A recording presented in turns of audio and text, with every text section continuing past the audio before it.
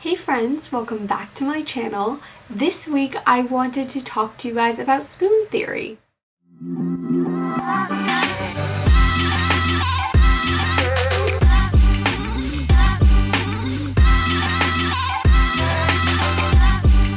So what is spoon theory? Why should you know about it? And what does it mean? So spoon theory I've heard about for a while now, and actually in preparing for this video finally found like the source of this theory and kind of where it came from. So the person who created the spoon theory is called Christine Miserondino. I will put her name up here too, and I will also link that original blog that she posted that kind of birthed, created the spoon theory. It is from a long time ago, so it has an older look to it, so don't worry, it's not like anything bad, it's just an older blog, but she had a great story about kind of how this came to be and all of that, but I'll leave that to you guys to read. It will be in the description of this video. And so let me start with, where are you going to hear about spoon theory? Who tends to talk about this? And spoon theory is a common discussion and a common linguistic tool for disabled people. And so what it is it's discussing kind of the energy that disabled people need just to get through general day-to-day stuff. So how this happens is somebody with a disability, be it a physical disability, like Christine talks about with her lupus, or somebody who has chronic pain or chronic illness like that. But it can also apply to people who struggle with mental health and mental illness and neurodivergence and all of that. And basically what Christine talks about is that when you're disabled, you have to think through every choice you make. You have to be actively and consciously aware of everything you're doing because of how it affects your spoons. And I really liked the way that she kind of explained it, and clearly so did a lot of other people because it became so big from there. So essentially she was with a friend in a diner, and the friend had asked about what it was like for her, and so she just grabbed a bunch of spoons and handed them to her and said, "You have lupus now," and told her to count the spoons. She had 12 spoons and had her go through her day, and Christine would take away a spoon as she would have spoons be taken away, and really show how you have to think through all the energy you have. She had 12 spoons. That was all she had for the day, and she can't get more just by wanting them. That's what you have available to you, and so you have to utilize them in whatever way you can. And so she asked her to go through her day, and her friends started to say, "Okay, well, I get up and get dressed." And she said, no, you don't get up and get dressed. You crack your eyes open. You realize that you slept in late because you were in a lot of pain last night, so you had a hard night. You drag yourself to the kitchen and force yourself to make yourself some breakfast because you can't take your medicine without breakfast. And if you don't take your medicine, you might as well just throw away your spoons for the next day, if not the following.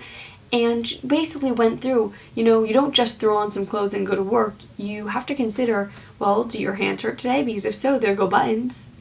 And do you have a fever? Well, you have to have a big sweater so you can handle the chills, or X, Y, and Z. And the considerations will change by person, by what they're affected by, all sorts of things. This was just in the case of Christine, who was experiencing lupus and needed to have her specific considerations. But it might simply be, I'm going to be exhausted by the action of getting dressed, what is easiest to put on my body, or any other number of things. It just depends on the person and their experiences and what is relevant to them. And basically, Christine was able to show her friend how when you're disabled, it's not just go have a day, go hang out with your friend, go to the mall, whatever the instance may be. Disabled people have to think through all of those decisions, all of those choices very actively and be very aware of the energy they expend to do so. So now at this point in kind of the evolution of that conversation, spoon theory is very common in disabled communities. And one really great way that spoon theory has evolved is that people start to ask each other, do you have spoons for this? Especially if you're going to ask somebody a favor. So I recently saw a tweet where somebody had posted and said, any non-binary people that have the spoons, could you answer this question for me? They wanted to learn more about the community and more appropriate ways to interact with that community, but also recognize that that takes a lot of spoons. It takes energy to teach people about your experience. It takes energy to do all of those things. And I think not to directly compare the experiences, but simply because this has been a larger conversation in general, so I think that it's a good way to show similarity. We saw, with the Black Lives Matter protests this summer, and there was a lot of educating happening.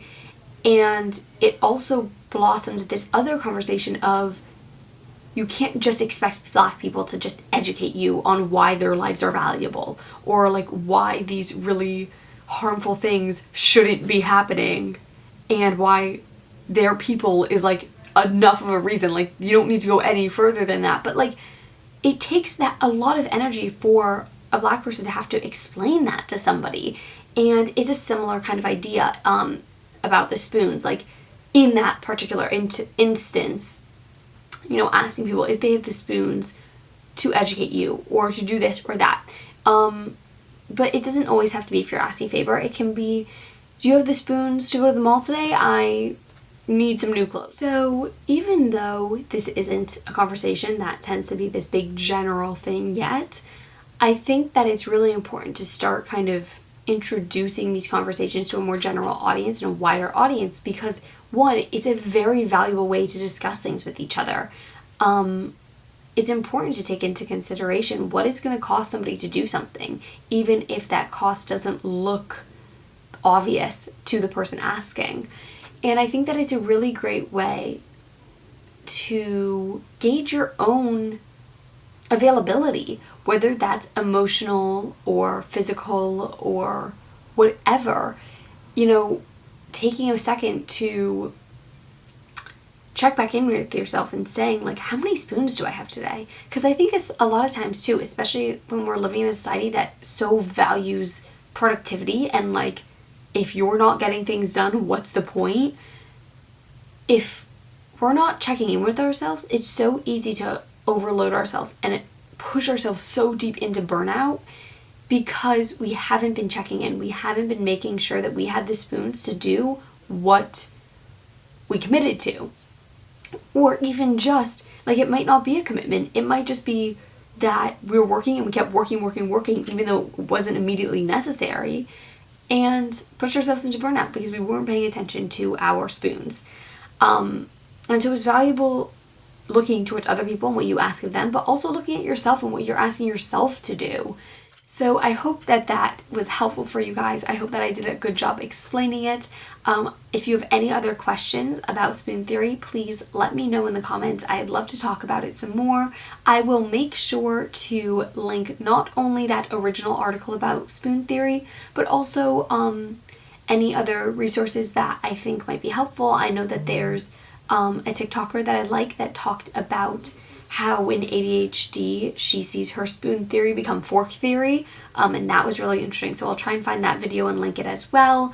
And if you have any video suggestions or anything else you'd like to see on my channel, also please let me know in the comments.